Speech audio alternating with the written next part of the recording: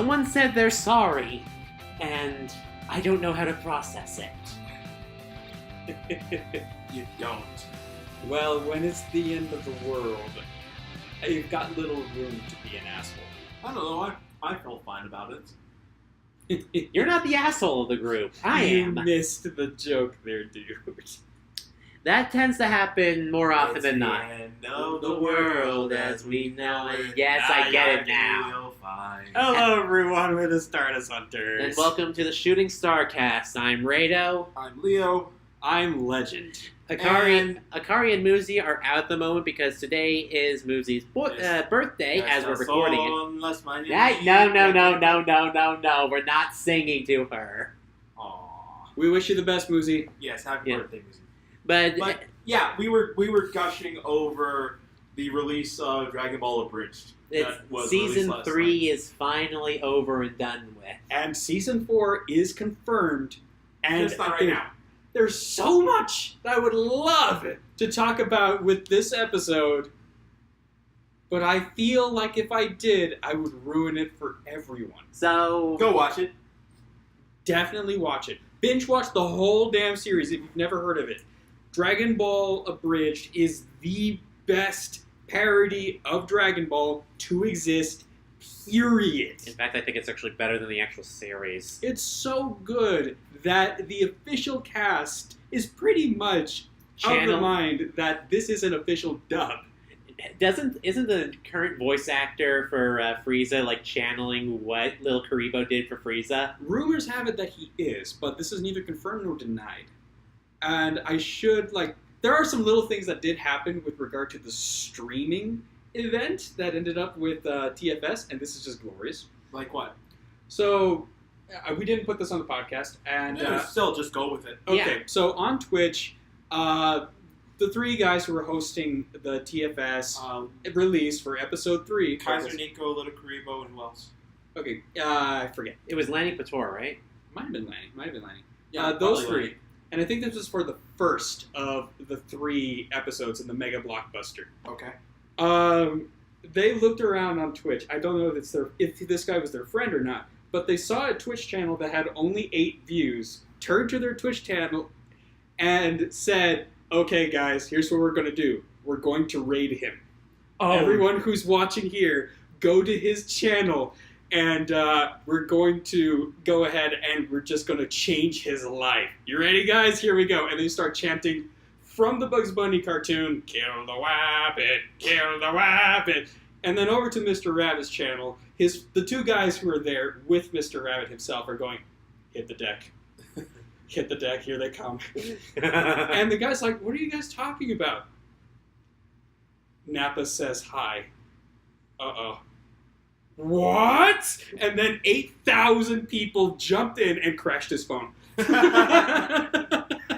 It was glorious. Oh my fucking god. I need to stream more so that can possibly happen to me.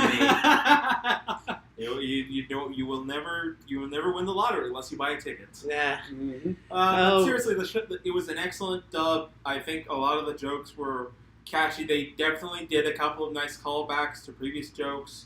And I think the ultimate callback that has been in pretty much every single episode to this day, with few exceptions, one of them actually got put to rest in the most epic and glorious fashion that I've ever seen. Yeah. It was quite climactic. Explosive? Yes. Yeah. Yes, it was quite climactic. Alright. Well, that was all part of our week. So, Legend, why don't you continue with how your week's been? How my week has been? Yes. Well, aside from some other little issues that I'd rather not go into detail here, relatively quiet week. Very relatively quiet week.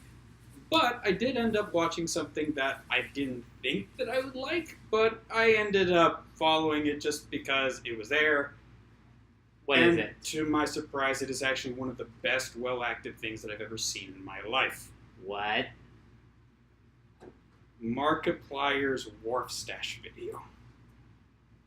Worf stash. Okay, I know about this character. Markiplier has this character named Waldorf Warfstash with the pink mustache. Right. Mm-hmm. And, like, he does interviews with, like, Markiplier and stuff like that. I remember seeing those early on. I thought they were kind of charming in a way. Okay. Because he had, like, this funny way of talking. Waldorf Warfstash. Well, did you know that there's actually lore? Really? Yes. A little while back, Markiplier released a little mini-series on his channel called Who Killed Markiplier, which ended up being a character backstory for one of his personas. As a matter of fact, for several of his personas. And it was a very well-written and well-shot murder mystery. Really? Yes. And it was legit, full production value, well shot. Well, I do That good. remember Mark saying he did want to get into actual professional acting. He That did. was one of his main goals for later on in life. And he pulled it off. He got... You follow... Here's one of the little crazy things about the original Who Killed Markiplier. Yeah? It's all shot in first person. You are one of the characters in this movie. Huh. That's interesting. Which also means that everything that goes on has a little element of editing magic to it. To make it actually flow seamlessly from one point to the other as characters are moving around. Also interesting is that Markiplier plays several different characters, some of them simultaneously. Really? Yes. And they pull this off. Huh. I always felt like that kind of acting must require so much editing. It does. Because, like, they pull that kind of stuff off for, like, the Medea movies. Anytime a character plays two live-action roles in the same, where they're interacting with each other, I've Yeah. always thought that was nonsense. It is. And if it's done right, it's amazing. Well, it also helps if you maybe have a twin. Right. But I kind of feel like I digress a little bit.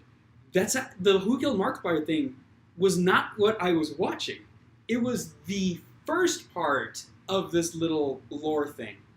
The second video, the Wharf Stash video, is a sequel to that Series. series, and it follows two of the characters who came away from it. Okay. One of whom becomes Wharf Stash. Really? And this video, how do I put this? First off, it opens in film noir. Oh, for fuck's sake. And then absolutely rips it to shreds. And then it takes your brain, puts it in a blender, hits frappe, pours it back into your skull and says, have fun. Well then. And then you do. No, I'm not kidding. There was... Okay, to call it a mind screw is... It's quite... It's quite Chris Angel. You could say that. Okay, so... Mind freak. I kind of want to go a little bit into it. I won't go too long. Yeah. So it opens with the detective character from the original Who Killed Markiplier. Okay. All Who right. got shot in Who Killed Markiplier. Okay. And he talks about his chase, how he wants revenge on the person who shot him. Who, you can take a guess who it is. Mark? Well, it's going to be one of the Marks, yes. There's too many marks. We're not entirely. Yeah, But I this haven't watched Markiplier in like 4 years. Fair enough, but I have been talking about the Wharf Stash video, so you can take a guess who the main character actually is going to be. Wharf Stash. It is Wharf Stash. And I should also note that the detective is played by Rice Pirate. Okay. I have no idea who that is. Voice actor, actually did one of the voices for TFS's stuff, Okay. and he's an animator, I believe. He's also a damn good actor in this one. Holy shit. Okay. Like, holy crap. Just, you need to watch it if only for mixed performance. All right. All right. So, the detective tracks down the dude. All right. And when he runs into him, he's partying at a disco.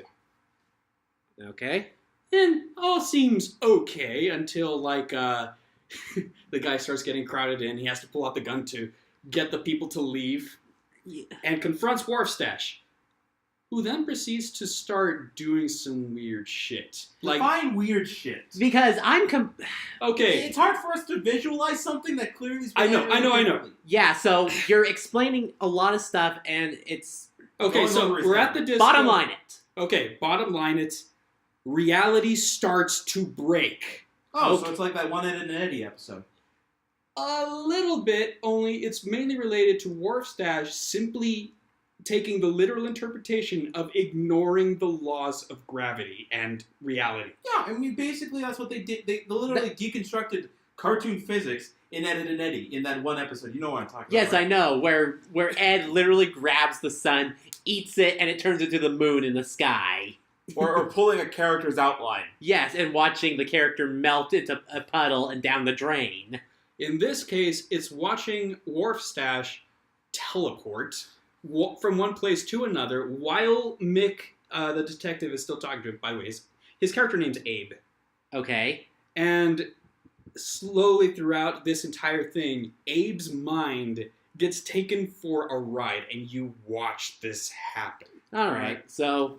And it's fantastic. Okay, what A about fun games? race. What about games? I've been having fun with Skyrim, trying to get the damn thing to work.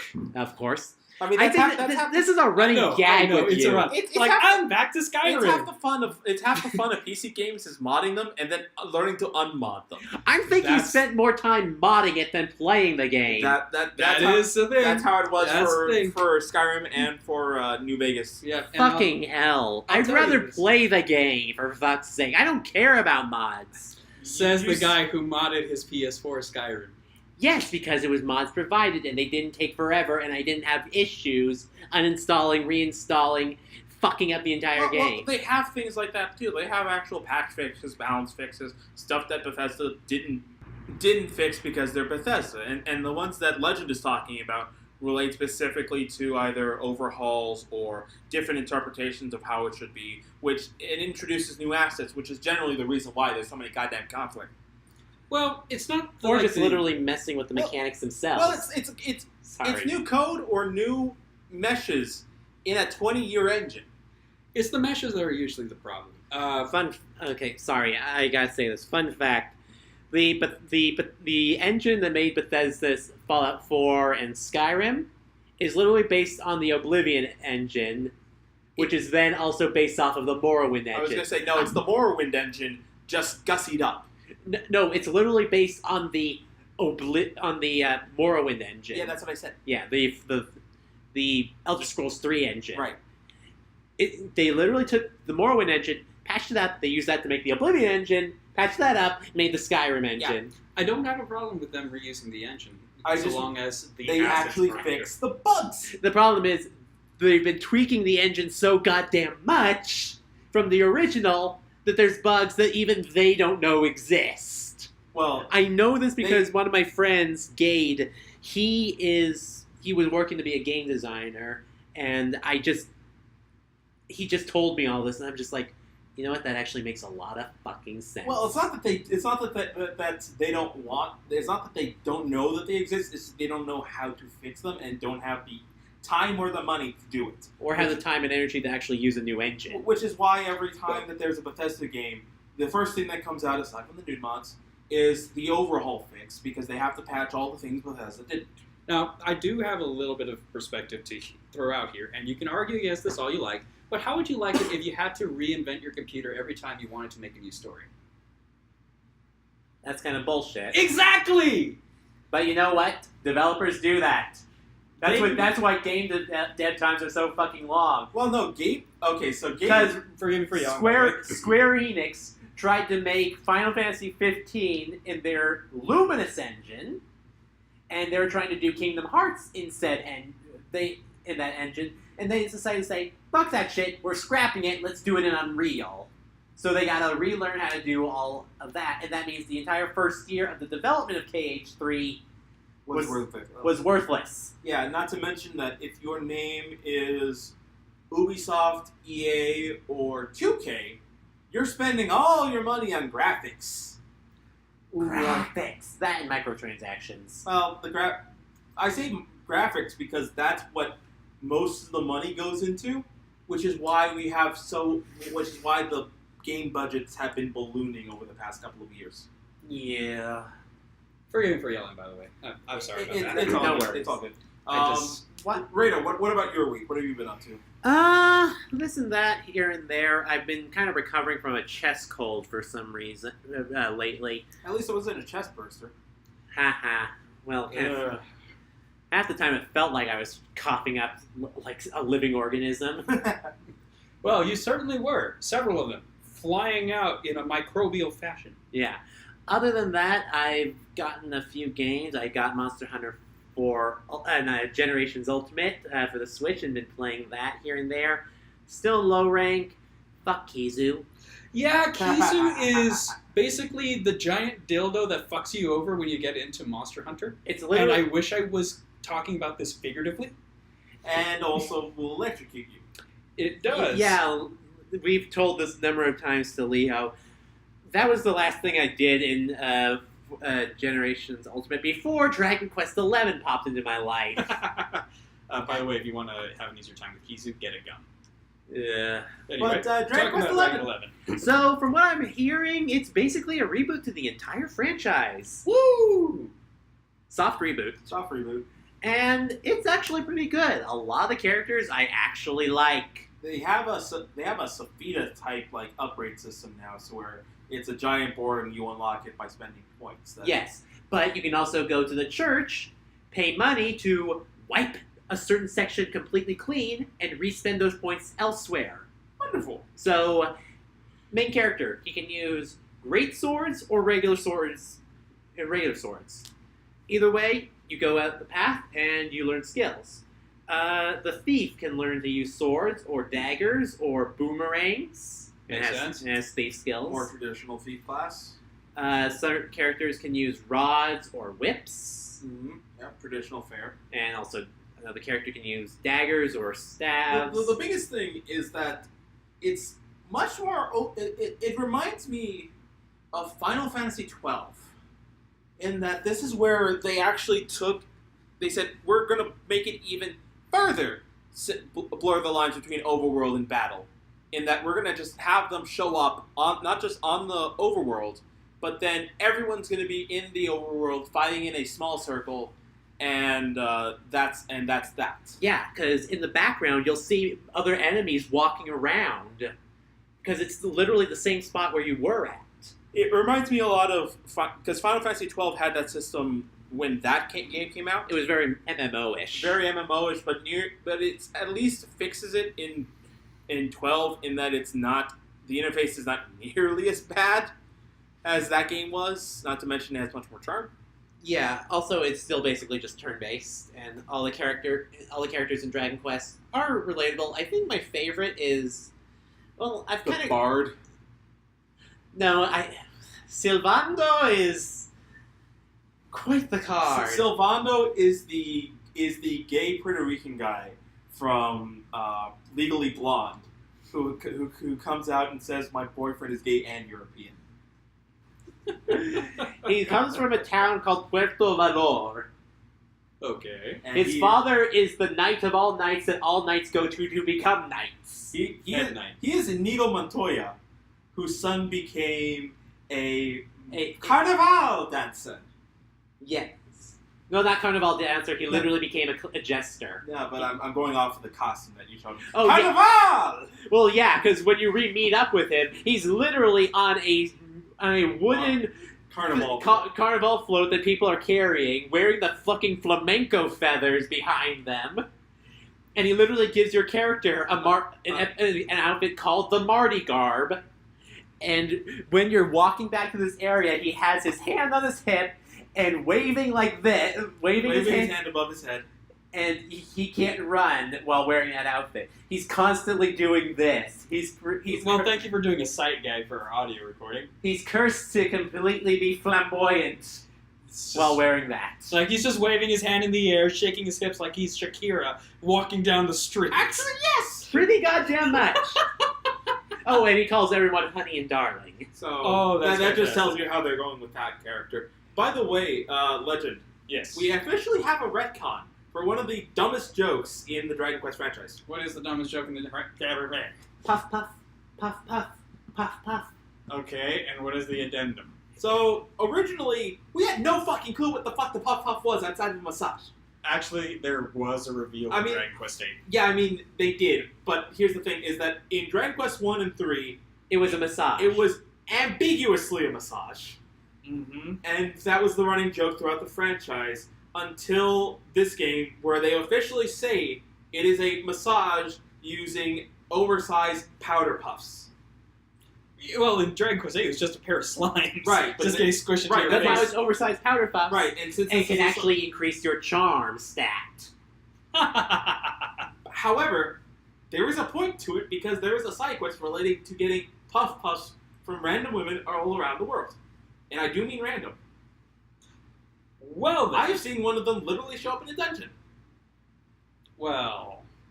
I haven't gotten that one yet. Trust me, you will know when you get to that one. But yeah, I've kind of spoiled myself, but fuck it, it was worth it. yeah, but so from what I can tell, this is literally the earliest point in the Dragon Quest timeline. Also, one of the characters powers up into a demon bunny girl, which is fantastic. Yeah, because she was literally corrupted by a demon on one of the subquests, and you had to fight her. You got swindled by the demon casino, didn't you? Oh, god damn it. So, people may have saw this on Twitter if they follow me. I was talking about how I was getting jackpot after jackpot after jackpot. God damn it, dude. Well, here's the funny thing. It was the demon casino. The casino was run by an actual demon. Yes. Okay. And so when I beat the demon boss, all the coins, gone. Are you serious? Every single one. 8.5 million coins! Gone. An hour of getting jackpot after jackpot because they gave me the metal mode and I was like, okay, I have all this metal mode and it's giving me all this stuff. I might as well just stay and see how long it lasts. And after you literally won millions. And then decided to beat the boss, Poof. gone. Fuck that shit. I was waiting for something like that to happen. Like, there is no way that they're letting this happen without some kind of consequence. I know your luck is ridiculous, dude, but even that looks like a trap. Yeah. In hindsight, I should have seen this coming, but Should have cashed out. You got the bug. You got the gambling bug. yeah, sadly, I got the gambling bug. Should have cashed out. Don't take me to Vegas. Don't take. Hell, we barely take you to Summit Park. Fair enough. Although, I wouldn't mind doing it there. Just try my luck. Yeah. They know where we live, guys. Don't worry. I worry. You worry about randomly getting blocked by a fanboy? No. Robbed. Dude. The casinos will do that for you anyway. I don't go to casinos. They're too smoky. Exactly. Well, Your point just mooted itself. What? the racetrack where my stepdad works at, they've kind of been cutting down in certain areas you can't smoke anymore. So Yes, because it's like walking through walking through ashtray and walking through death and cancer. I was trying to come up with something a little bit more classy than that, but sure. Fuck class. Anyway, Back to school, everybody. I've been doing those. Other stuff, trying to think. Not much other than my birthday's coming up in a couple of days, so woo! Oh, nice. So 3 hunters have all their birthdays in September. Akari, Muzi, and me. Yes. I was a different holiday. Yeah. A different month, excuse me. Different holiday, what? No. What holiday is on your birthday? None that I can think of. Maybe a few actor birthdays and The writer holy day of birthdays. Legendia. What? I was thinking of what is that PlayStation RPG game? LaGuardia or something like that? I don't remember. You know there is one that is similar. Grandia? No, it's not. Legaia. I think it was Legaia. Legaia is what it was called. But anyway, my week then. Yeah. I've been playing Shin Megami. I've been playing Strange Journey Rido again. I've actually proceeded past where I got stuck my first time through. Mm-hmm. By the way, Strange Journey Rideau is a completely different story than SMT4. Yeah, they tack on it. Well, I played Strange Journey. Yeah. But they tack on like a second ending that basically says, okay, there's something different here. Yeah. I remember 2 endings from that game. One where you literally kill all your allies. In Strange Journey Rideau for 4. I don't think you... Well, you don't kill all your allies. No. This is from a Let's Play that I watched. You choose one of 2 paths with that Dunban-like character. Oh, Jimenez. Jimenez? Yeah, there's 2 characters. There's Jimenez, who is this Latino, like, wise ass who keeps his demons running around. Or there's, Oh, Strange Journey Rideau! I'm sorry, I was thinking about SMT4 Apocalypse. Oh my... How many times did I say Strange Journey?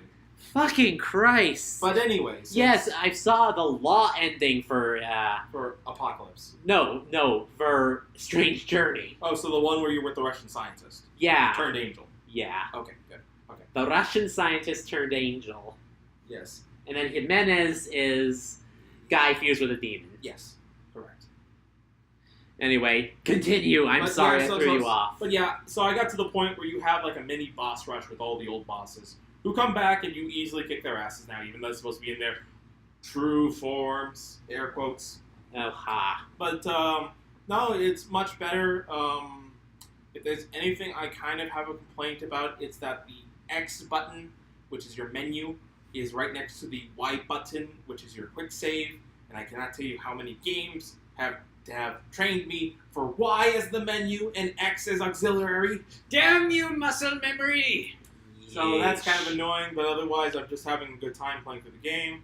Dark Cloud 2, I have officially reached the time to go back to all the old worlds again, gang. Oh, the star paths. Remember that Star legend? Paths. Yes. Star paths and just go through the extra hard little areas. Yes. I went ahead, I must say, I went ahead and refought Gaspard last night, and he is a chump. Oh, fuck yes. You fought his demon form, right? I fought his regular form first, which was a chump. And then I fought his demon form, which was a double chump sandwich. With extra chump sauce. It was extra weak sauce. But yeah, sad characters. If there's anything I think that like kind of low blows you, it's the fact that you literally go an entire segment of the game without Monica, which you don't realize how much you miss that until you actually are without her. Yeah, I kind of remember that. Yes. Alrighty. Damn it, woman! Why did you jump on this chip? By the way, today we are going to be meeting up later with members of our D&D group. Yeah, right. Tails and Buck. Right. And we're going to continue the adventure. Yes, but Yeah. I have that prepared, and that's not till later. Yeah. That is not too later, but I thought I'd mention it. But anyway, I think we've got a good handle on fapping about, so let's get into the news. Alright. That's fapping with 2 F's, by the way. No P's involved. Anyway. Well, even then it would be 3. Well, speaking of faffing... speaking of faffing and fapping... EA. Oh, okay. EA. I was going to say, I thought I took out the Honey Pop 2 story.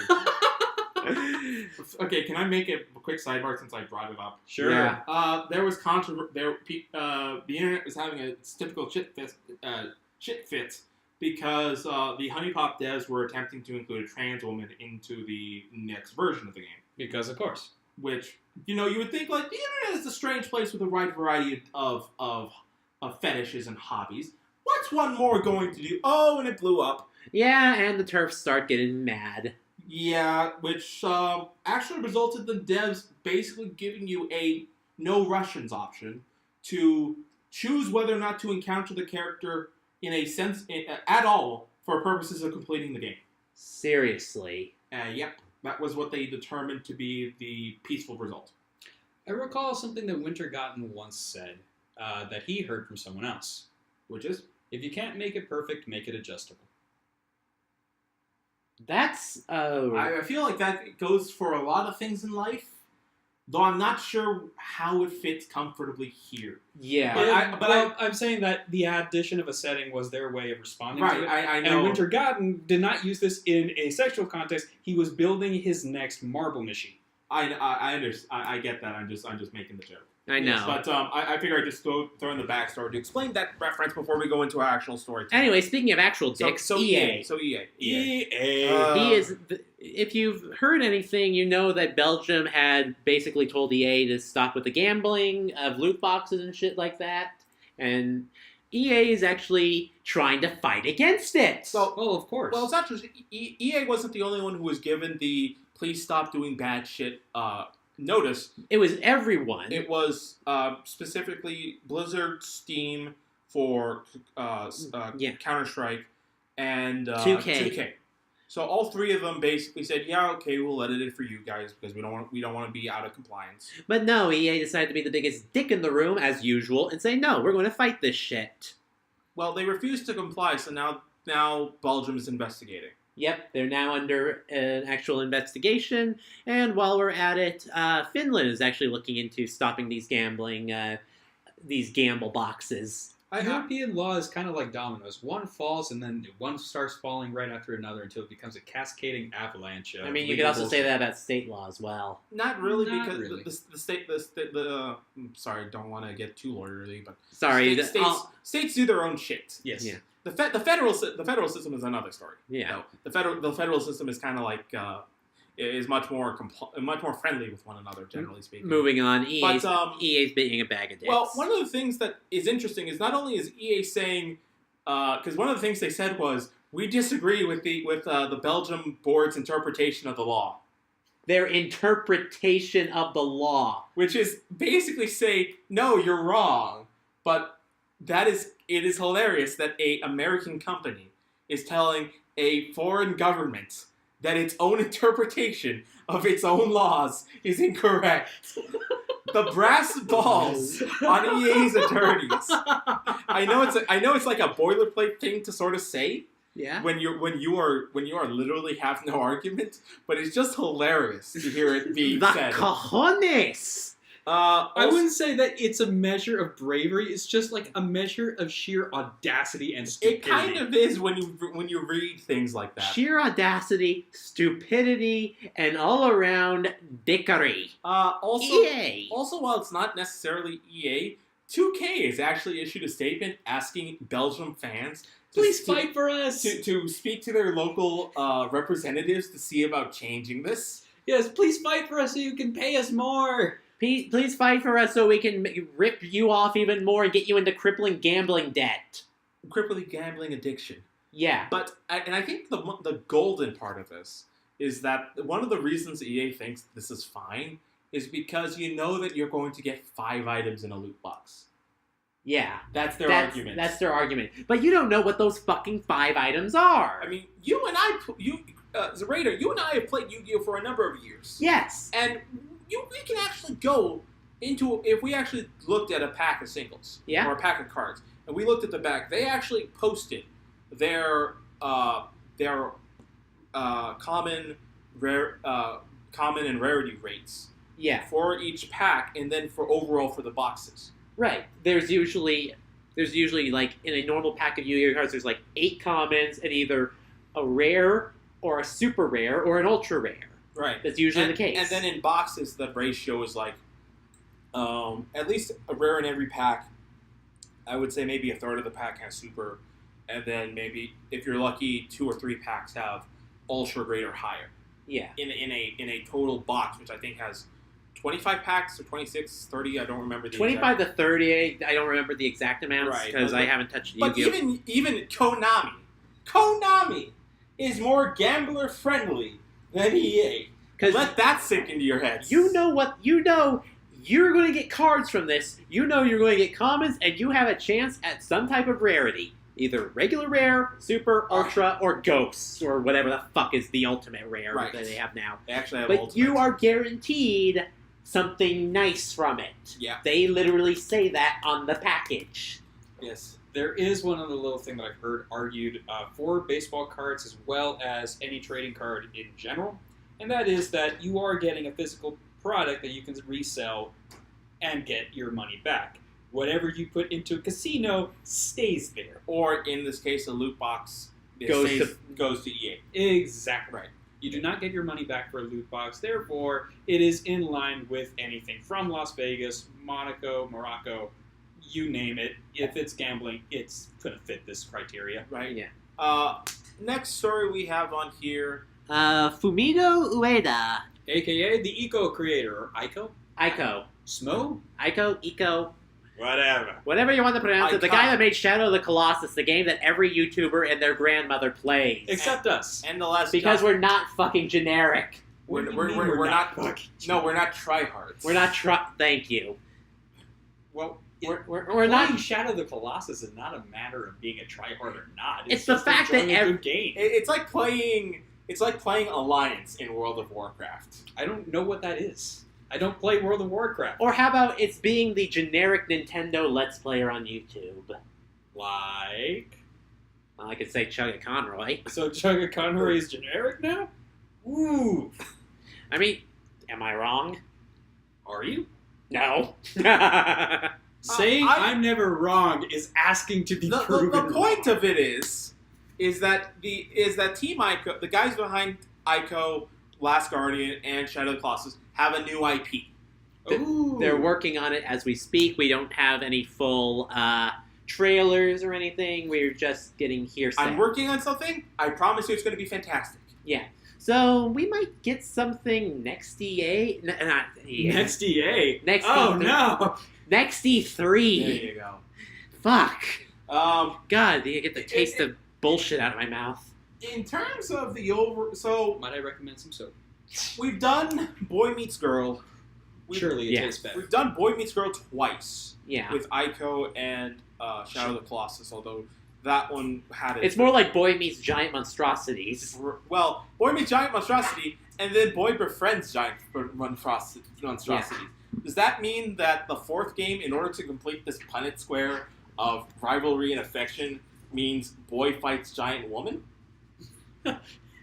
All I want to do is see this game through.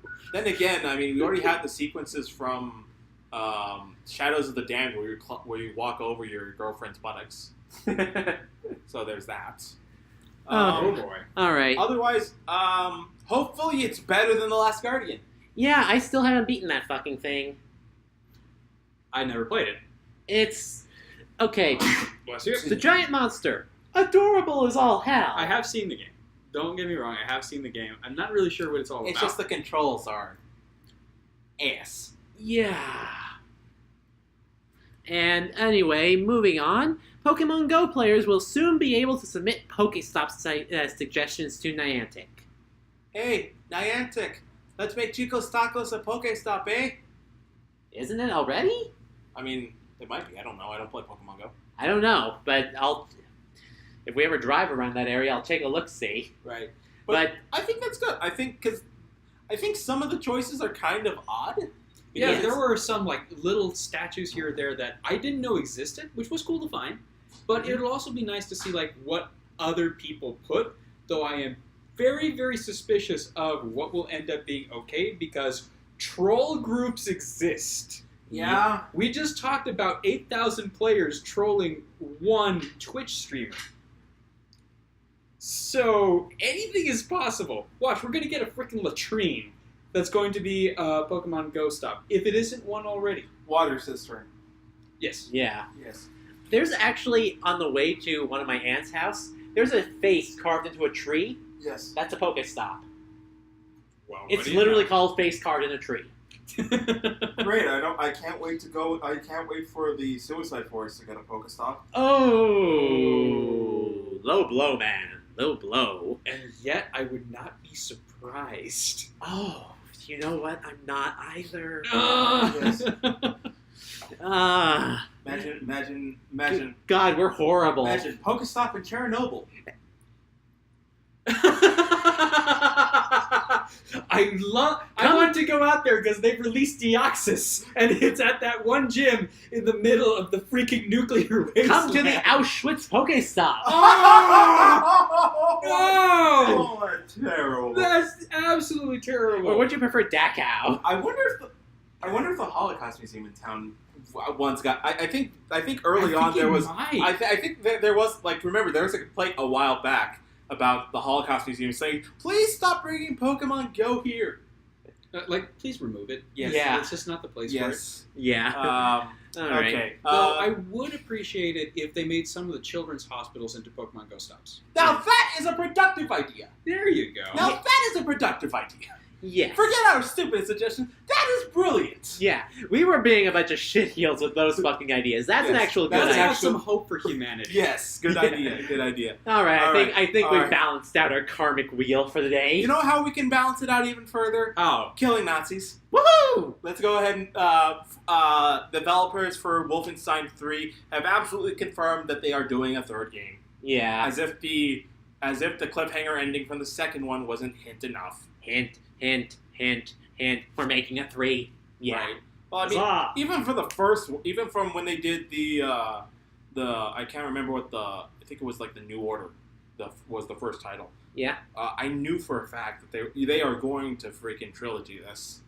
Yeah, because it's like a reboot or something of the series. It is a reboot, but just I knew for a fact they were going to trilogy this. So we'll see whether or not they actually make some changes, because I understand that from the first to the second, they kind of did not make enough plot changes. All right. So there were some concerns there with that. Okay, Rado, I have a little bit of a question for you. Yes? So, part 1 of the DBZA trilogy for the finale was called Mitosis. Yeah? Part 2 is called Apoptosis. Yeah? Part 3 was called Necrosis. Yes. How does this apply? Okay, so cytosis is... Mitosis. Mitosis is dividing of cells. Okay. Cell Junior, the Cell Junior thing. Okay. Apoptosis is cells bursting. So, kaboom! Okay. And Necrosis is cell death. Topical. All Now right. you know what happens in all 3 episodes. Congratulations. All right. Next news story we have here. Oh, this one's great. This one's fantastic. Steam's first uncensored AO game. Okay, I'm going to take a neutral stance on this and walk out real quick. You guys have fun? All right. So just a little bit more backstory. Apparently, a visual novel game known as Negligee is getting a re-release that allows it to have full frontal nudity, Okay. which apparently they were not allowed to do before.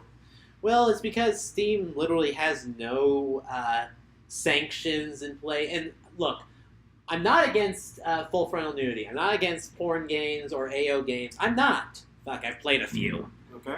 But, again, my issue is not with the game itself coming out.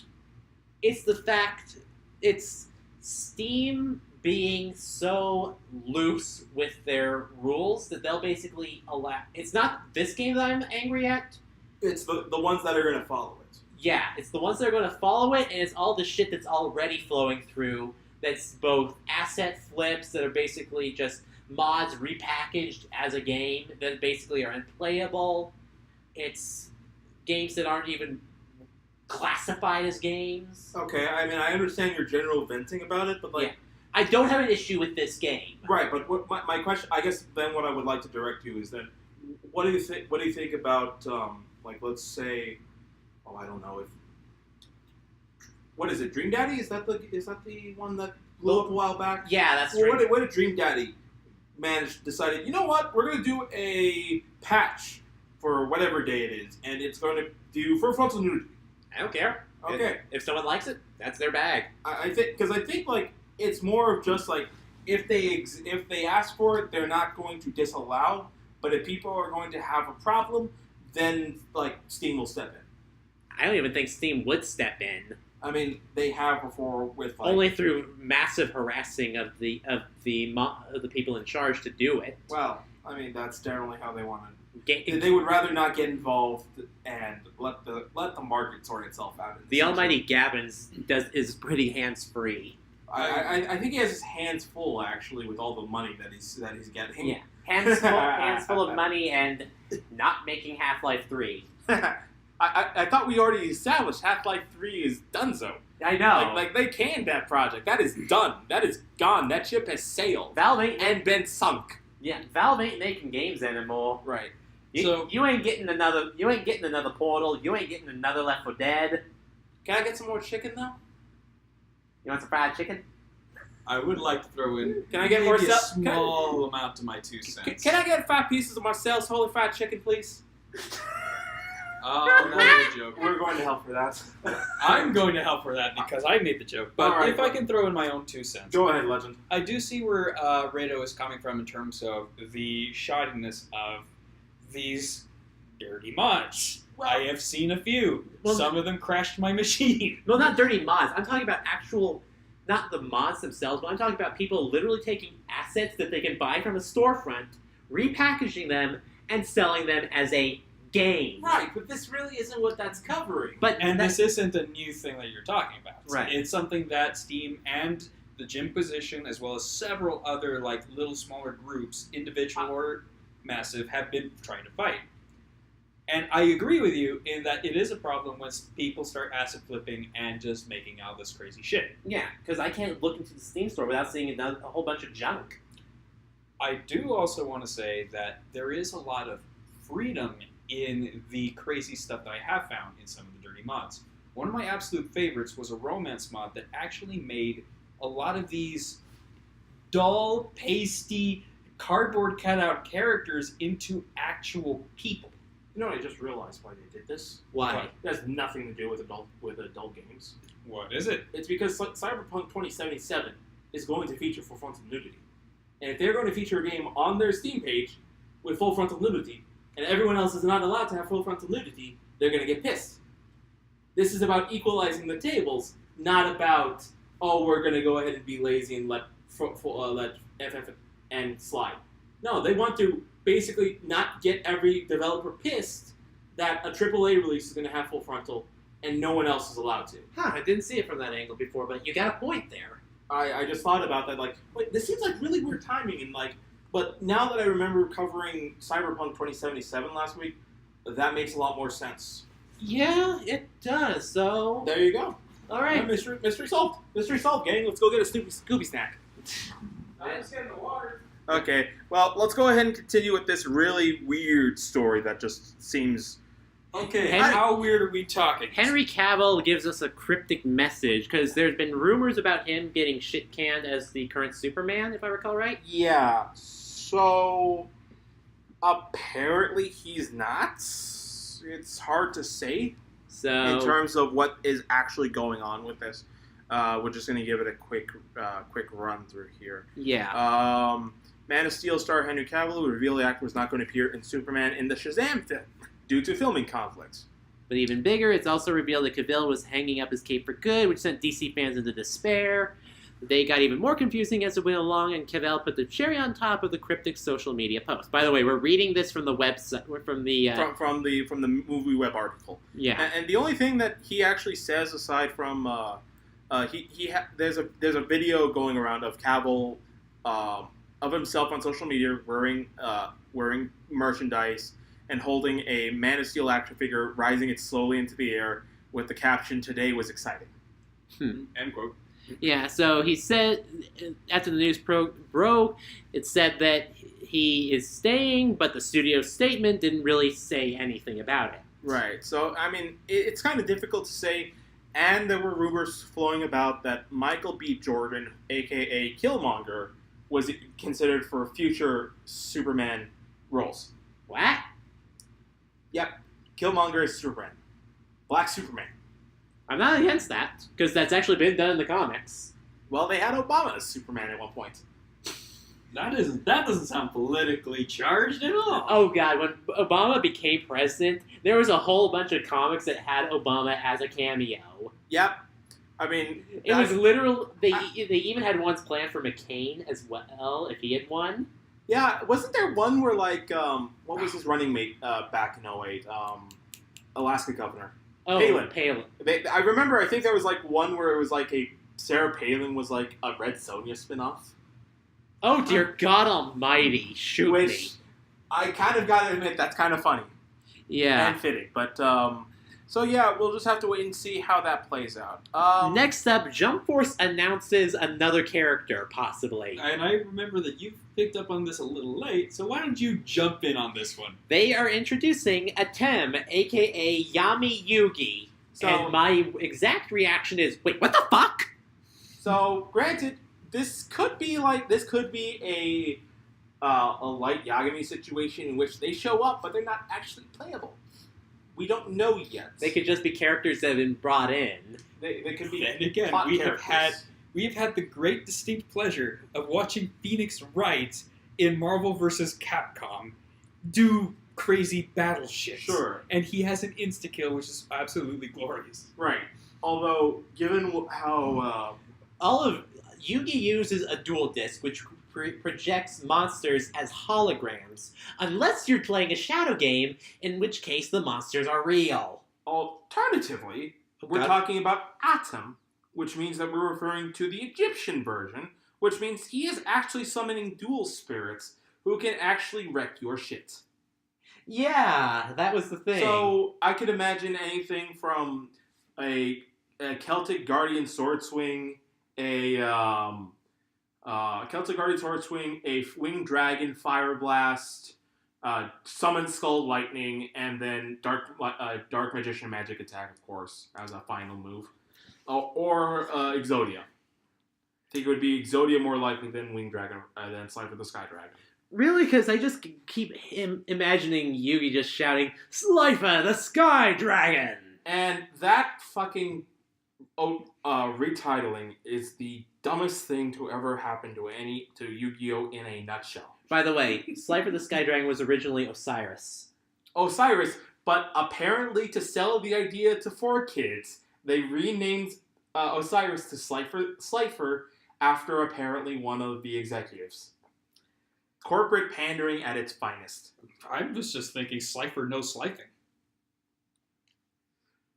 Because, yes. Moving on. Oh, sweet Jesus. In terms of cartoons, Adventure Time had finally gotten its final episode. Yes. And it ended with some girl-on-girl lovin'. huzzah. So we got the resolution for Marceline and Bubblegum, which many people were happy about, and I felt topical given last week's discussion. You gotta refresh my memory on that. Voltron. Oh, that. Yeah. Yes. I wish that I had brought more material to back up what I was trying to say and get a better angle on both sides. You know what? I actually found out something about that. Yes. It wasn't the creator's fault why they did the horrible thing about the gay characters. It was the actual company behind it. I told you that they had to fight in order to be able to even get the idea through. Right. There was a lot sort of left out from that discussion, basically in terms of what was going on, to the context of how it was going, and the biggest thing, which was that the studio promised that they were going to produce. They promised that they were going to do a much more in-depth analysis between the characters' relationship, which, as we later saw, ultimately did not pan out. Yeah. So there was a lot of sort of just kerfuffle about it, but we're just gonna put that down and continue onward. Anyway, I have 2 stories here to bring to you guys because both of you really should get into these, and these are an anime release and a new project coming out from Tokyo Game Show. So the first one is what I would like to say is your next best alternative to Berserk. Okay, so how fast are we talking in terms of going from happy, happy, joy, joy to, oh god, not the horse? Is within the first 2 chapters. Oh shit! remember, Berserk took 100 chapters to get from medieval fantasy to nightmarish rape scene. Right, and it's not really as much as... And there's not Cthulhu being involved in this one. This is more just a consequence of the setting, is what I would like to say. Yeah. So, Goblin Hunter is a fantasy RPG, not an isekai. It is a fantasy story about Goblin Hunter. There might be some people who don't know what an isekai is. An isekai is what is politely termed as trapped in an MMO. Or spirited to another world. Your dot hack signs, your overlord, your sword art online, your Log Horizon. Well, you say Log Horizon is a bad one, though. Oh, arguably, it's compared to Sword Art Online, in terms of its battle animations, fine. But in terms of story and character, better. Debatable, but anyway. I would love to debate it. Anyway. But unfortunately, we need to move on. Anyway. I think the only isekai I'd ever recommend is the Shield Hero light novel. Overwatch. Or, it's not Overwatch. Sorry. Overwatch? Overlord. Wow. An Overlord. Now, that's one that I would love to see, an isekai involving Overwatch. Overlord, sorry. That's what I meant. But anyway, Actually, so Goblin Slayer is about and unfortunately, this is one of those weird manga where everyone is literally just saying their job. So you're not going to get better descriptors than Cowgirl or High Elf Archer. Well, there was another light novel that did something similar to this, and it was called Mao Yu, where everyone was just named their profession. There's the Mao, Demon Lord, she's hot, and there's a Yusha, hero, and then there's Soldier A, who's literally that. Do you see Soldier B later on in the show? Well, I think it was Student Soldier. That was his name. Boo. Student Soldier. And then he became Student Shogun later. Anyway, it is. I would generally describe it as fantasy RP, a high fantasy with a Phil Fish slap of dark fantasy right in the middle. You have intrigued me. I must see this. It is a pretty short series as far as the manga goes. I believe the light novel series goes a bit further in. Of course it does. But the manga is, I think, at about 30 chapters. Hopefully they will get through up to where the manga is by the time they finish the full release of the anime. I am wondering how they're going to do some of the censoring for this. Oh, yes. They might go the JoJo way and just black it out. Ooh, that's going to be difficult. Or they might do the Overlord thing, where instead of just, like, turning one of the defeated characters into a freaking sex slave, they just kill him. We will see about that. I wonder if they'll do something like they did in Drakengard 3, where they just cut to a scene of just two happy, frolicking bunnies. Oh, that nonsense. It's like the Bambi cuts. Yeah. It is really weird. And then there's another one where a character's getting their face beat in, and it's just overdubbed with classic music. Just not even like dubbing not even like full dubbing to where it's just you only hear the music. No, it's bad dubbing to where you can hear the music and still hear the screams in the background. Oh, that. Everything goes better with classical music, even murder. Well, that depends. Well, you could argue that Loki managed to pull that off. I think I just gave some psyche evaluator some insight into my own psyche just from that. Final word. If you want to see sort of if you want to see an interesting mix of high and dark fantasy, I would recommend Goblin Slayer. If you have a weak stomach or high social tendencies, do not read this or watch this. Yeah. However, if you do have a voracious hunger for violence, but but have a higher tolerating for wholesomeness than others, then look at the second project below. Okay. Which is Project Judge, tentatively known as Judge Eyes. Yeah, which is something that was released during Tokyo Game Show. Which is made from the same people who made the Yakuza franchise. Which uses their engine. Uses their combat, uses some of their mini-games, repurposed. It's basically a detective game mixed with some Phoenix Wright action. Yes. And combat and stuff like that, where you can literally scissor. Well, with the Yakuza engine combat, which literally has, bear in mind, he's supposed to be an average attorney. Bullshit. Pulling a flying head scissors on a gang member.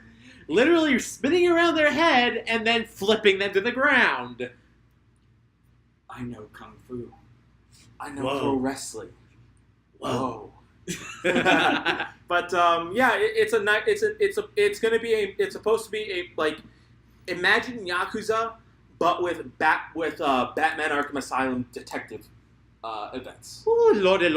And so apparently the plot is supposed to be you are the titular character who is a prosecutor, or not a prosecutor. I'm sorry. He's a defense attorney. Or I'm sorry. I keep forgetting which role he is, but he's a law. I want to say I keep misreading it because I'm confusing with Phoenix Wright thing.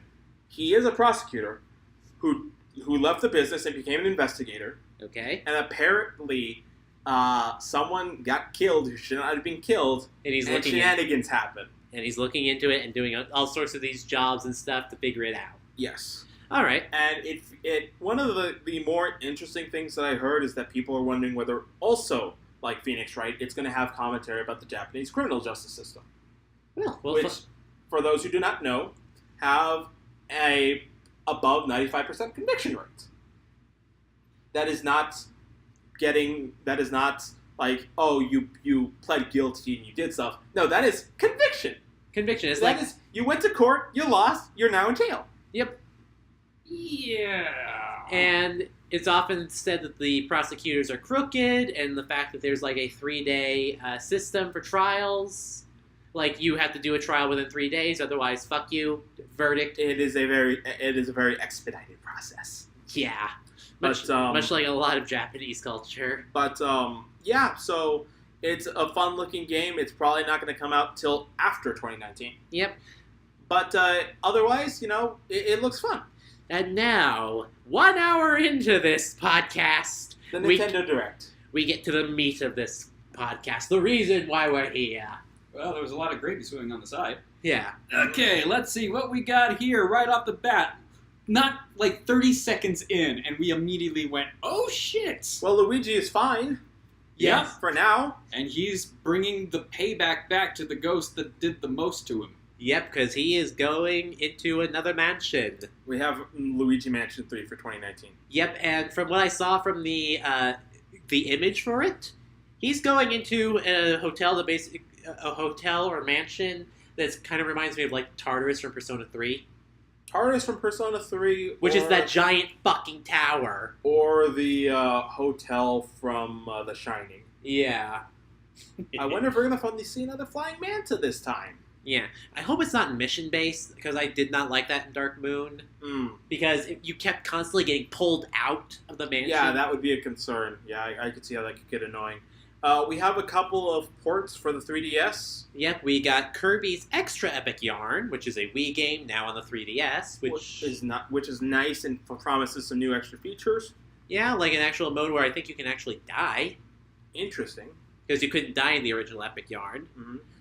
There's Bowser's Inside Story with Bowser Jr. Story. Which is essentially a remastering of the DS title. Yeah, in the new engine. They also revamped the minigame thing that the Bowser's Minions thing was happening in the other game, and made it into Bowser Jr.'s side story, where he interacts with minions and the Koopalings in order to figure out and do things his own way and find out stuff going on. Try to save Bowser then. I like how Nintendo put it, and it was the one thing that kind of made me like, okay, fine, I might give it a little try. And that was, build your army! Really? Bowser Jr. will build his army and conquer the land, freaking Shogun style. Good lord. That's a good point. Okay, and then lastly, they are remaking Luigi's Mansion for the 3DS, and it's got 2-player co-op, where you can play as Luigi and greener Luigi? Ecto-Luigi. Ecto-Luigi. Ecto-Luigi. Ecto-Luigi. Watch it actually Slimer in disguise. I wouldn't be surprised. Get on that, artists. But that's going to be released pretty soon, October 12th. All right. Just in time for Halloween. We have some more Switch. There were more Switch releases that they just sort of went over. Yeah, Splatoon version 4. We're not even going to talk about Yokai Watch? No, we don't care about Yokai Watch. Who gives a fuck about Yokai Watch? I don't care about it. You don't care about it. You don't care about it. Moosey I just thought I'd mention it. Moosey definitely doesn't care about it. If there's anything to mention about it, it seems like instead of ripping off Pokemon, they're going to rip off Monster Hunter now. Fair enough. All right, moving on. Splatoon 2 version 4. Which is going to have more weapons, more clothing options, probably some new maps. And a weeb-ass opening. Oh yeah, it was a fucking anime music video. Yes, it was. Yes, it freaking was. Yep. And I'm laughing my ass off about that. And again, all the information's on the Splatoon 2 website. Then we got Megaman 11, which is releasing pretty damn soon, October 2nd. If there's anything I have to say about it that is the most interesting, it's that we are going back, which is ironic, to a Mega Man 8 style advancements, where the graphics actually look good. They're not 8-bit, 16-bit no more. Yeah. The robot masters actually have personality. They have dialogue lines during battle, And they actually transform. and they have 2 forms. Which I don't think any other version of Mega Man had that. It would be a series first for the classic series. I actually remember someone in my Twitter feed saying that this actually feels like an actual proper sequel to like Mega Man. Yeah, it's not a cheap ass knockoff like 9 and 10 were, in my opinion. Yeah. Because I feel like the problem with going the way they did, even though the difficulty was definitely much higher than the SNES titles, is that it was just so hammed in. It was so pandering to the smallest denominator. Even the rats were getting crumbs. Yeah. What? We're talking about Mega Man still. I was making an analogy about how 9, 8, 9, and 10 were pandering to the smallest common denominator. All right. And so even the rats were getting... Okay. Sorry I missed out. It's just that You tuned out on your phone again. Put the goddamn thing away or I'll throw it against the wall. you do that and there's going to be something else splatting against the wall. All right, children, settle down. Next up, we've got Mario Tennis Aces update where you can have Birdo, KoopaTroopa, Shy Guy, and I think Petey Piranha. Oh, yes, I forgot Petey Piranha. I knew there was someone else I was missing. But Yeah, those 4. They're all going to be playable characters. They're going to add like costumes and alternate colorations, So, and I think some tweaks to the mechanics and if stuff. Petey Piranha is playable... Because Petey Piranha is distinct because he actually uses his arm for a racket. So you're going to literally break his hand when you break the racket, in the sense. He can grow it back. He's a plant. Yeah. Sure, but that's assault, not like a sports foul anymore. Yeah. I don't know if... Well, his hand is probably classified as a racket. That becomes weird, considering the connotations of needing to switch out your racket. Yeah. Oh, don't worry, guys. I'll just boop, and then puts a new leaf in there.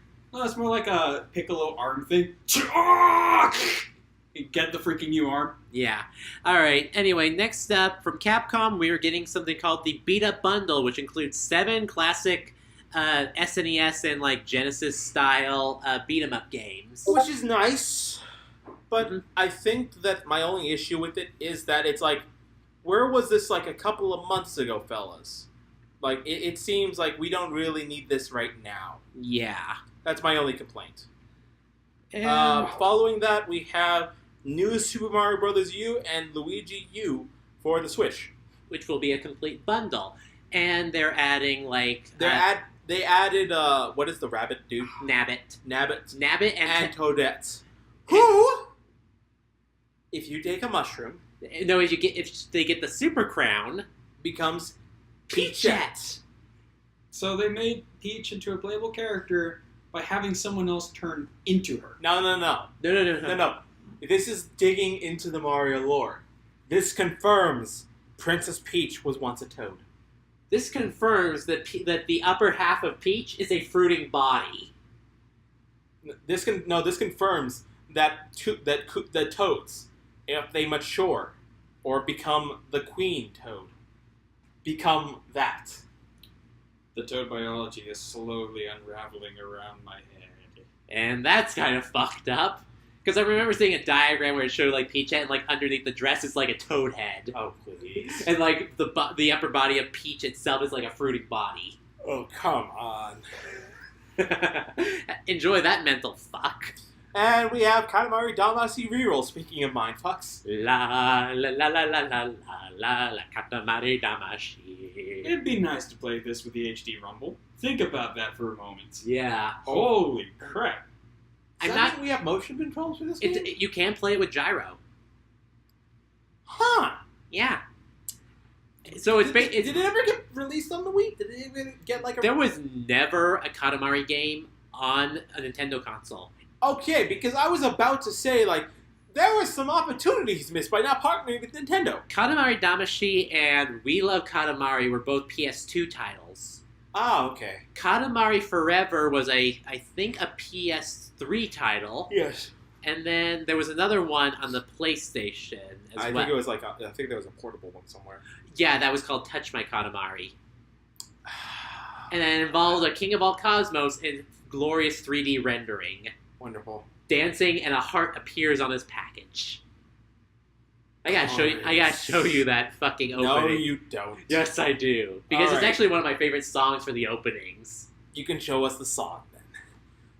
Anyway, we have news about the Switch Online. Which is everything we knew it was going to be. Except for what they didn't advertise.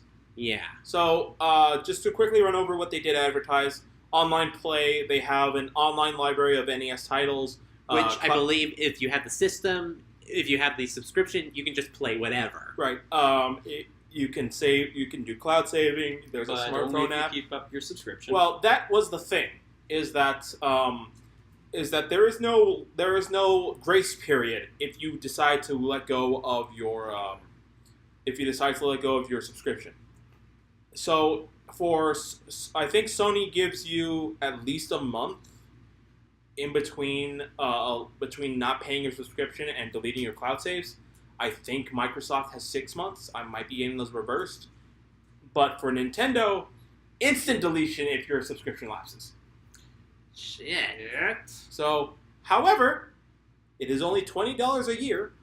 Which is the cheapest out of any of them. Or if you're buying for multiple accounts, $34. Yep, for 2 or more accounts. So, there's a bargain here compared to its competitors. Not to mention they also are offering... You can also sync it up to the smartphone app, which no one uses. Or you can do... Which I think the smartphone app can basically act like Discord, for fuck's sake. Right, but I mean, we already have Discord. Yeah, I know. And then they're offering special offers, but that's to be determined. Well, for a PlayStation subscription, there's the 2 or 3 games they offer for free. Yeah. It's probably going to be like that, or there's going to be discounts. Yeah. I'm hoping that they'll eventually add SNES library stuff as well. Yeah, that would be nice. SNES, maybe N64 and GameCube shit finally, because we got the controllers for it. Yep. Thousand Year Door is forever a GameCube game. Yep. Let's see what else we have here. We have some more things from Let's Go Pikachu. HMs are gone. Yep, and it's basically given to a special move that your Pikachu and or Eevee can learn. I think this is awesome because it does mean that you can keep your Pokemon like free of HM slavery. Yeah. So we saw that your Pokemon will do a Eito cut to cut down small trees, which is kind of awesome. They will summon a balloon scooter to do fly. Yeah. Which is cute. Your Pikachu or Eevee will ride a surfboard with you when you use surf. Which is adorable. Which leads me to wonder, because strength is just going to be they hit it real hard and it moves. Yeah. But my question is, what are they going to do for Flash?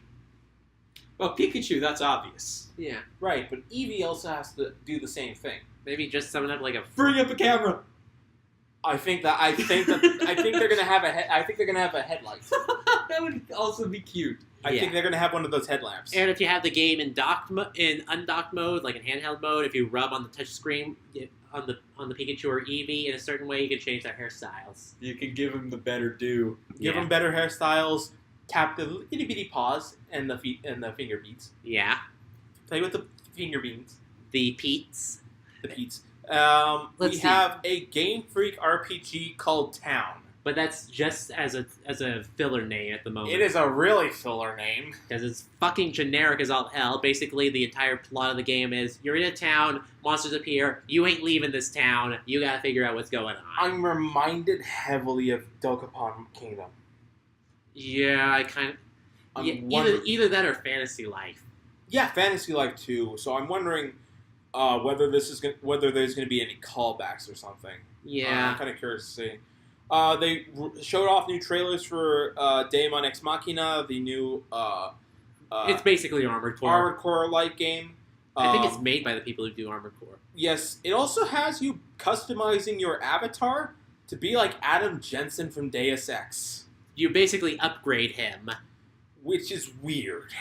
Yeah, because the way he was upgraded looked like he was given like a metal beard almost. He had the metal jaw like he's wearing a cyber like suit. he's fucking Raiden. Yeah, there you go. It's just kind of like weird. Yoshi Crafted World. Well, we finally got the Yoshi game announced. Again, and it seems like we're sticking to the Little Big Planet scheme. Yeah, I can kind of see that. Again, I've never been a fan of Yoshi games. I know that's fucking heresy for some people, but it's okay. It's been too candy sweet cutesy for me to actually properly enjoy. Do we need to have a berserk moment? No. Look, I can handle sweet and cute things and stuff. I've played Kirby games. Kawaii! Say that again and I will punch your teeth out. Kawaii. Regardless, I like some cute games. Kirby games are some games that I like to play. But Yoshi, it just feels weird for me for some reason. It feels stitched in. Ha ha ha. Yeah. Well, surely I'm feeling in stitches. It's dragging a yarn for you. And I'm coming apart at the seams. Well, it's Yoshi is a wool thing again, going through a papercraft world. So. Well, Rado, you can get your fur on. Because Starlink also put out a trailer with more Star Fox DLC. I never liked Star Fox. That's the fucking weird thing. I'm a fucking furry, and I don't like Star Fox. Isn't that like something you have to sign on the contract when they give you your ears and tail? Oh, shut the hell up. But seriously, I've never been a fan of Star Fox. Like it's either that or you pledge your life to Sonic Team. I understood that was one of the two requirements. I never played Sonic games growing up either. I legit thought that the 06 remake of that the 06 version of Sonic the Hedgehog was a legit reboot. Oh, that is rich considering what happened to it. Oh, yeah, I digress. But yeah, it has some DLC that looks better than Zero, which Miyamoto, you should be ashamed of yourself. Yeah. And a cameo of Wolf trying to eat insect. Yeah. And having the most sexually stimulating voice I've ever heard. Well, chocolatier syndrome. Yeah. So I do want to point this out. A little bit of history about Star Fox. It's always been third party. Really? Like, it's almost always been third party. Nintendo That would doesn't want any of their hands on it. That would explain why it's so inconsistent. Not to mention that it's not very popular inside of Japan. Much like Punch-Out. Huh. Go figure. That would also explain why Zero was basically a reboot of the first one. Yep. And why it sucked. We have The World Ends With You. Which Akari is probably going squee at the moment. And Xenoblade 2 DLC. Which is technically out now if you have the DLC pass. Which you don't do, Rado. No, I do not. I really should get it because I should finish up that game. Well, I've beaten the game, but I haven't... But you haven't unlocked the super secret ending. There's what? Yeah, there's a super secret ending. Fucking hell, am I going to have to refight the final boss again? You might have to. Ah, for fuck's sake. Anyway, there's that, so... All you need to know is it confirms... what is the protagonist's name again? Rex. It confirms Rex is best guy. Really? Yes. Okay. And I know that they've got the tournament thing where you can use Shulk and, like, the other characters from that. From the first game. We have some re-releases that are just ports...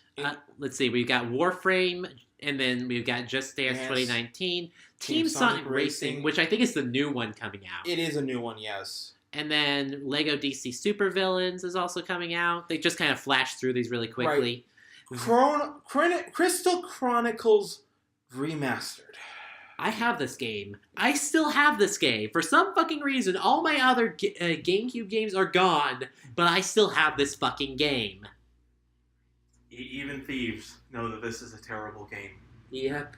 You know, I used to think that it was a cool-looking game in the promotional booklet that they gave me with my GameCube. I thought it was nice. I never got it because I didn't have a lot of money to pay for. I only ever got Thousand Year Door and like a handful of other games. Symphonia. That I never got. That was actually a leftover from one of my cousins. Oh, okay. Regardless, I did rent this thing once, and then I realized how fucking boring it was. Yeah, because you literally need like 3 extra players. You need Game Boy Advances, and you need Game Boy Advance link cables. Which is just a logistical nightmare. Yeah, in order to do 4-player co-op. Now, there's online co-op for this. And I'm willing to bet it will be a lot easier to do couch co-op as well. But is there an audience for which you can do couch co-op with? Like, I don't know. Like that would mean you'd have to get 3 other people to buy this game. Yeah, and, which is a tall order in my opinion. and again, I was never that interested in the plot of it from the get-go either. So I kind of feel like it was a wasted opportunity. well, it's getting a remake. Maybe it'll be good. Maybe it won't. We'll see. Final Fantasy 15 is Okay. getting a pocket edition. What the fuck is this nonsense? Okay, so What the fuck is this nonsense? I think it was an app version of Final Fantasy 15. The entire game is an app game or some shit. So they can't put it on the Switch, so we're getting chibi version. Yeah, and my god, the art style for it is ass. Atrociously ass. Like, even the DS games looked better than this. Yeah, the DS looked way better than this. Ugh. Like, I'm talking about the 3DS games. I'm talking the DS game. Yes. I'm talking like Final Fantasy 3. Yes. Oh god. Uh-oh. And then, not just that, we're also getting the updated version of World of Final Fantasy to the Switch as well. Nobody cares. I've seen a full playthrough of this game. The main character, Lon, is dumb as bricks. Dumber than Vaughn. Dumber. Dumber than Vaughn. Dumber than Vaughn, and the fact... Oh my god, he is so fucking stupid. I legitimately hated him. Maybe a topic for a rant? rant? Rado Rant? I should do Rado Rants. It would probably be helpful. Yeah. I have a franchise I have not seen in years, which is Chocobo Mystery Dungeon Everybody. Well, that's the updated version of Chocobo Mystery Dungeon, which was a DS game, which was a spin-off from Final Fantasy XII. Using the Pokemon Mystery Dungeon mechanics. Engine. It's not a ripoff of.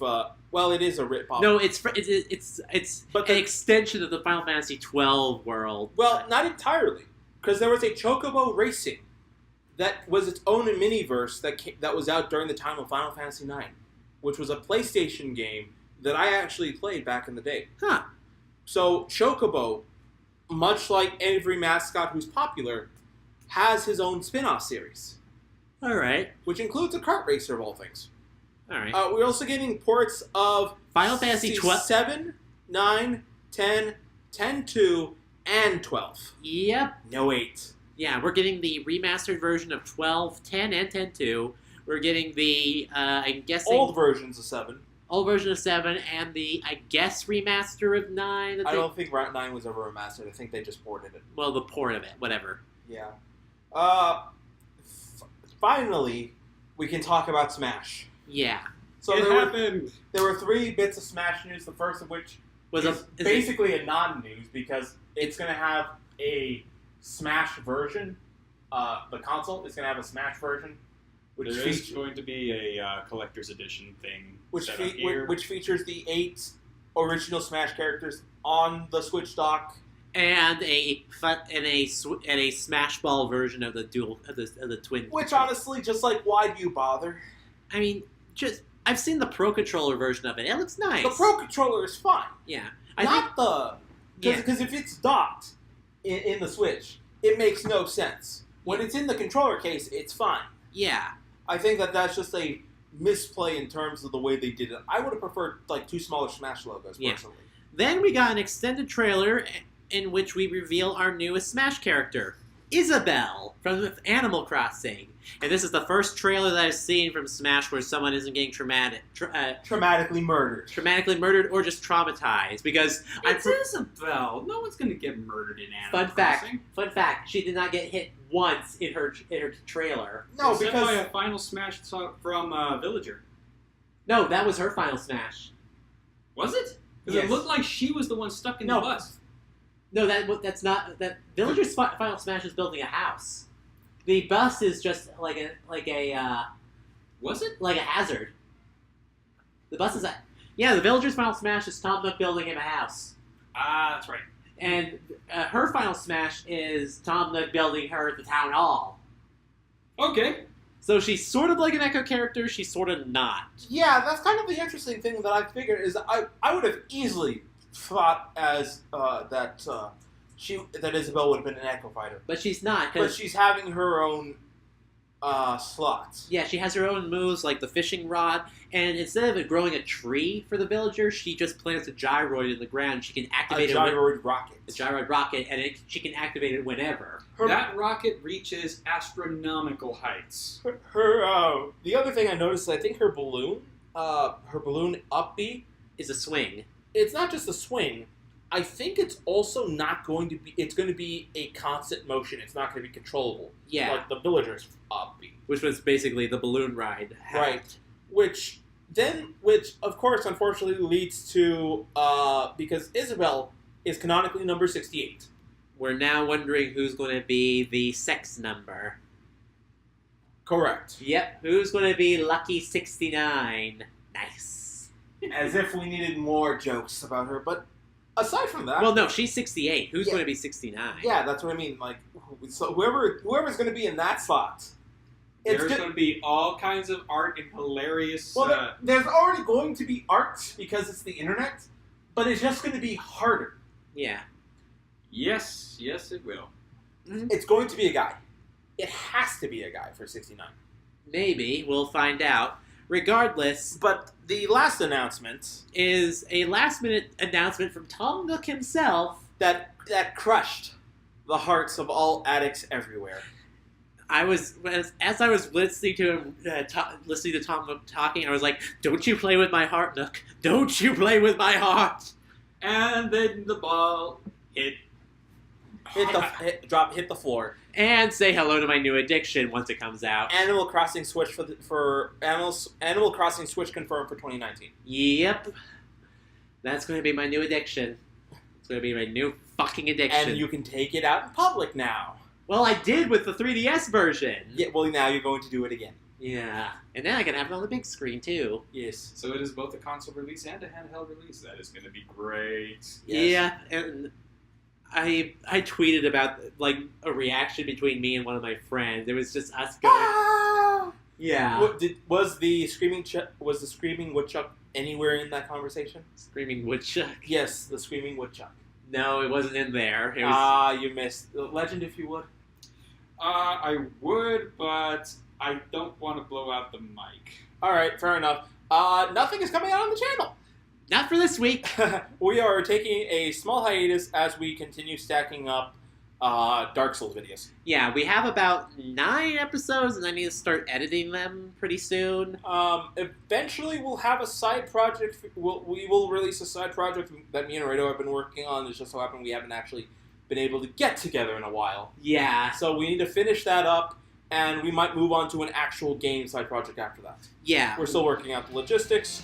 Legend, what are you up to? What am I up to? I've got a couple of ideas that I've been wanting to drop for a while, but I haven't gotten around to recording them. Okay. All right. Aside from that, I think we're just about done here. Yep, so until next time, this is Rado. This is Leo Force. And this is Legend Hunter signing out. Later, guys, and take care.